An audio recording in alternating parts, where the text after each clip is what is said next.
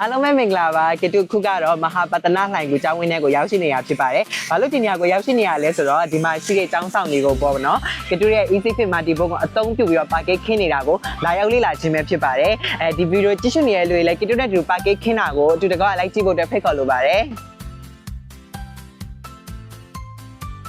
ဒီခန်းထဲမှာဆိုရင်ပေါ့နော်ဒီမာတီပုံးကိုအသုံးပြုပြီးတော့အခုစကတ်နေပြီပေါ့နော်ဒီကျွတ်မာတီပုံးပါကက်ကကအသုံးပြုပြီးတော့ပါကက်ကိုစပြီးတော့ခင်းနေပြီဖြစ်ပါတယ်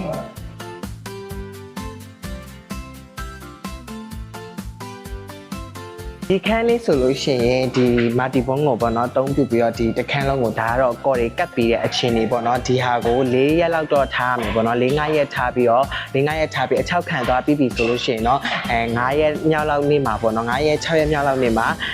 အချောကင်နေရပြီပေါ့နော်ဒါလေးဆိုလို့ရှိရင်ဒီကော်ကတ်ပြီး9ရက်လောက်ထားပြီးလို့ရှိရင်အချောကင်နေရပါပြီဆိုရင်မဟာပတနာလှိုင်ကိုတွင်းမှာရှိရဲ့ပါကက်ခင်းတဲ့ site ကိုလေ့လာပြီးဖြစ်ပါတယ်နောက်ဗီဒီယိုမှာလည်းပြန်တွေ့ကြမယ်နော်